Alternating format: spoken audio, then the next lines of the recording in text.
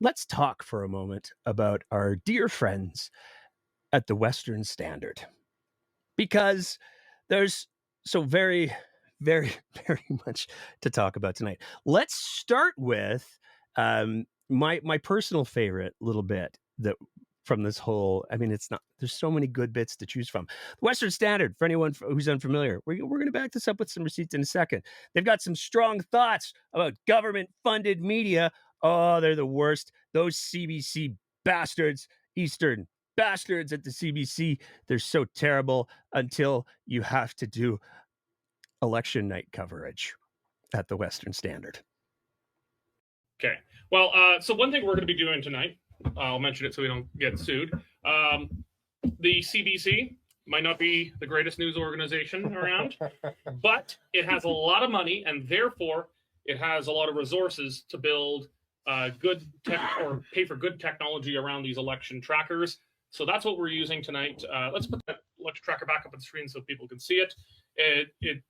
It's that's the Elections Canada. Yeah, I'm on Elections Canada now. Yeah, you want me to go back? Yeah, go back to the CBC one. Okay. So CBC it's a great aggregator of the data as it's coming in. Now, where it says elected, that's where the CBC election desk has declared it. So that's not us, and that's not Elections Canada.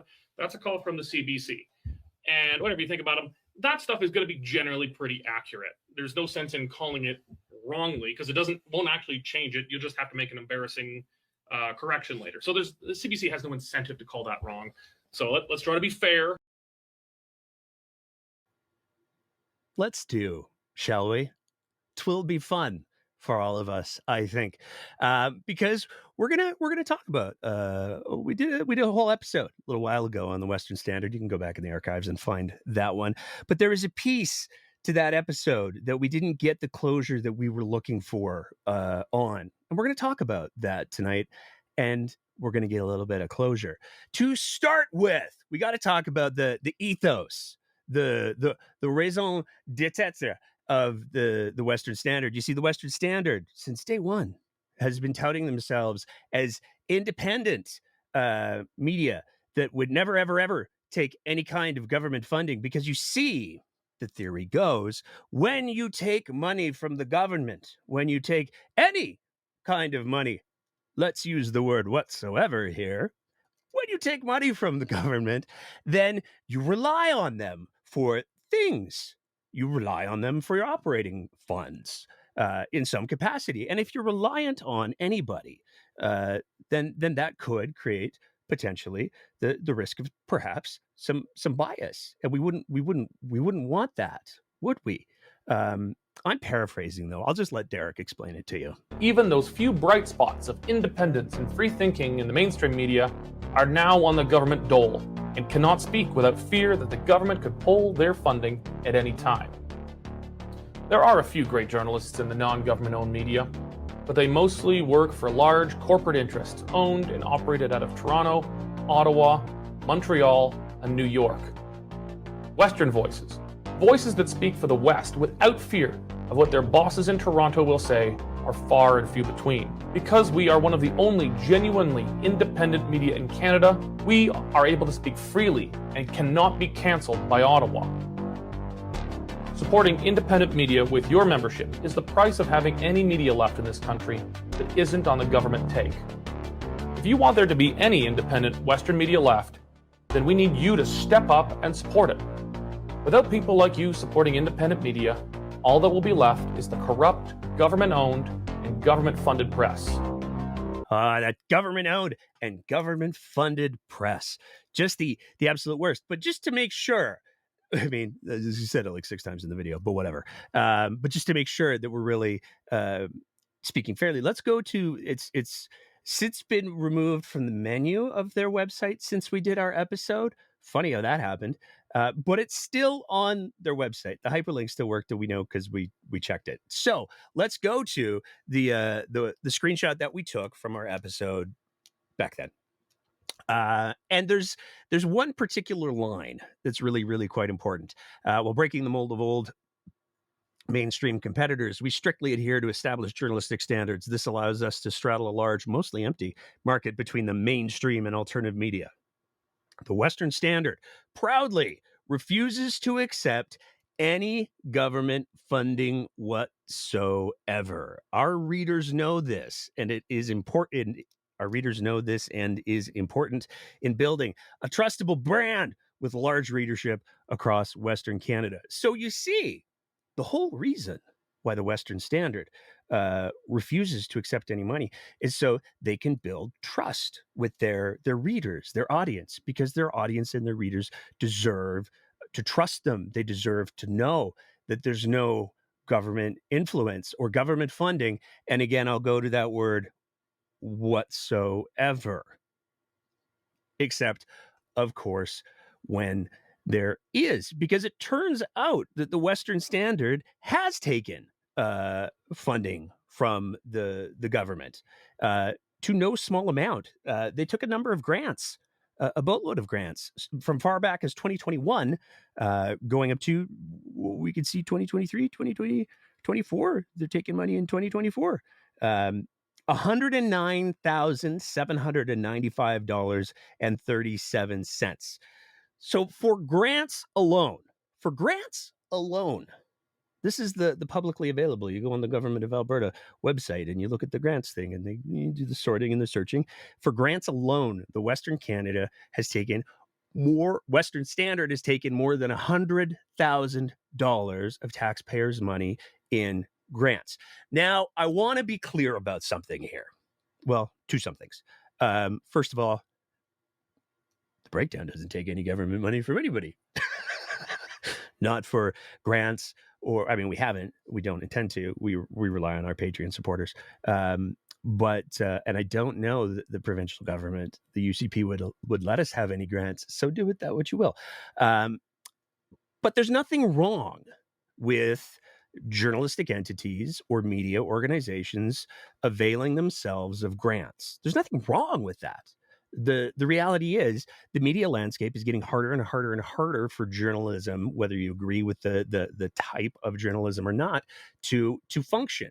The funding is less. So as is going to be a theme throughout the evening, and I have said many times on the show before, the foundation of a well functioning democracy, of a healthy democracy, is a well-informed electorate. And so journalists, news organizations getting government money is not a bad thing. And there's conversations to be had about the varying quality of journalism that we see across some of these organizations that are accepting grants and other funds, but it's not a bad thing. Where it gets to be problematic, where it gets to be, some people might say, perhaps having the appearance of perhaps being a little bit dishonest, I'll throw it allegedly on there just for shits and giggles, is when you build your entire brand crapping on all of the other media outlets that do avail themselves of government funding. When your whole shtick is, hey, everybody, we don't take any of that dirty government money because we don't want to be influenced. Look at all of those people that do. They, with their dirty hands from their dirty government money, and they're operating in fear, and they'll not tell you the truth like we will. And then you're taking the government money. That's kind of, I believe the technical journalistic term is bullshitty. It's kind of bullshitty because you're kind of misleading people. There's certainly a strong argument to be made of that. But that's not all, because one of the other things that we noticed, that we talked about in our episode, was the Western Standard was running some banner ads. Now, in the land of marketing, banner ads aren't that, they don't, the return on investment on banner ads is pretty minimal. You can get banner ads for pretty cheap. So not potentially a big deal, but it was striking that the Western Standard was running these banner ads. We see banner ads about wildfires. We see banner ads about trades. There were some other ones that we collected in that episode that we did. And that made us go, so the Western Standard is having government advertising, but they don't take any money from the government whatsoever. That seems weird. That seems odd. Wonder what's up with that. And there were some folks that were like, they're probably just getting into one of those aggregate advertising things where you sign up and you say, I'll take ads, and then you just take whatever ads show up. But we like to be thorough here if we're going to levy some questions, let's say. And so we filed a FOIP request. And this goes back. You can see we filed the FOIP request on December 2nd, 2023. On December 2nd, 2023, Communications and Public Engagement received your request under the Freedom of Information and Protection of Privacy FOIP Act for a copy of. Please provide the total amount that has been paid to the media organization, the Western Standard, for any and all government advertising, including but not limited to traffic safety programs, the Tell the Feds program, and the Alberta Pension Plan campaign from the period of October 6, 2022 to December 1st, 2023, giving us roughly a year. And we were told, well, you can have some of the information, but some of it we're not going to give to you, you see. It's privileged. It could hurt businesses if people knew how much people were paying for their advertising. And so what we got was a series of campaigns that very, very clearly demonstrated that the Western Standard had been running multiple advertising campaigns for the Alberta government, presumably taking some form of money whatsoever for those campaigns. But the amounts were all redacted. The amounts were all hidden, and they refused to give them to us. So that seemed weird. We did what we do, and we contacted the Office of the Information and Privacy Commissioner, and we said, it seems like there might be a little bit of tomfoolery, shenanigans, if you will, here. We would like to file a please look at this. And we did. But in the interim, and in the meantime, and in between time, we also noticed that the counter signal, Kean Bexty's former, still, I don't know, they metastasized with True North. It became a whole thing, and now they're Juno News. But the counter signal was running government ads as well. And that struck us as weird because the counter signal are committed to preserving the freedom and delivering the truth and unbiased, again, non-government funded news. Now, funding literally means money. So if you're going to say that you don't have any government funding, you're saying that you don't receive any government money whatsoever. Western Standard said whatsoever. The counter signal didn't say whatsoever. But it's striking that the counter signal also says we don't take the government monies. And so we did what we do, and we filed a FOIP on them.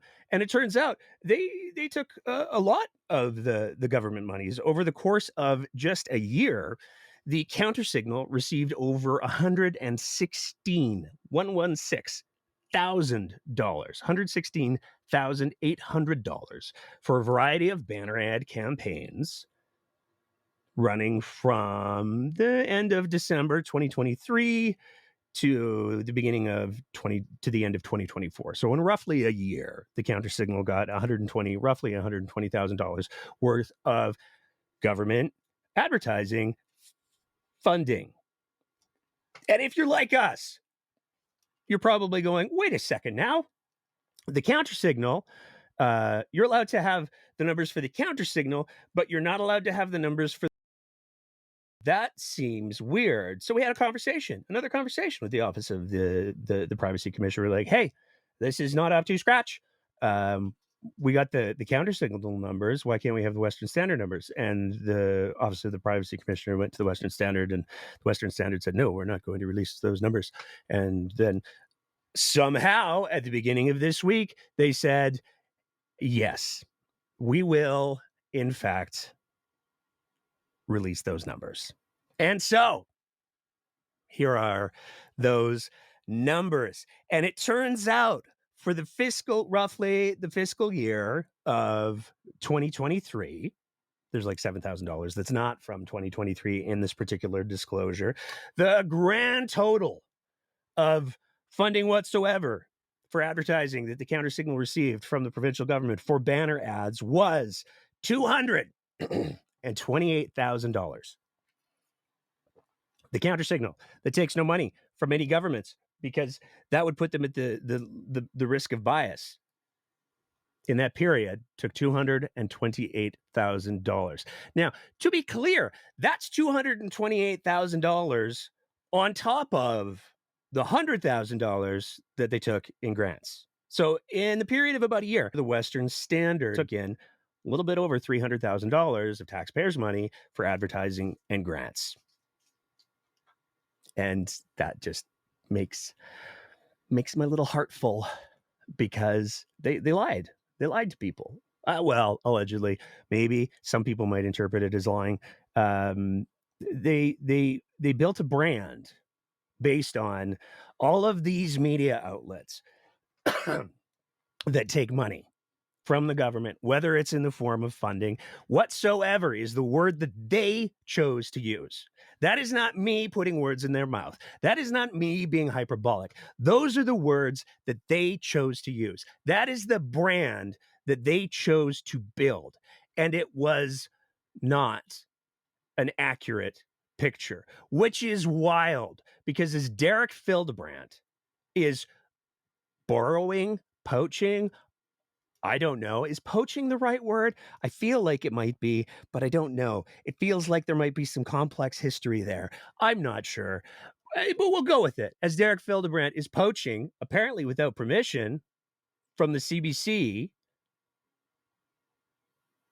and trash talking the quality of news that the CBC produces.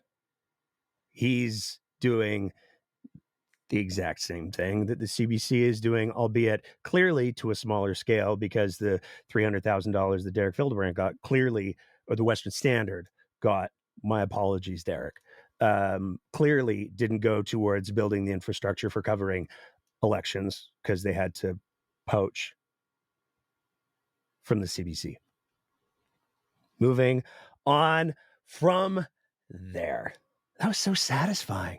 It was like 2 years, almost to the day. It was like 2 years for us to get that answer, because the Western Standard refused to give us that, refused to allow the government of Alberta to release that information, which in and of itself, I'm sure some people might find or might interpret as being somewhat damning. Because if you're saying, hey, it would hurt our business if people knew that we've actually been taking the better part of more than $300,000 in one fiscal year, then that would hurt our business. That almost seems like, I'm sure some people, I'm not saying I would, but I'm sure some people would probably look at that as an admission that maybe they know that they misled people. I don't know. That's pure speculation on my part.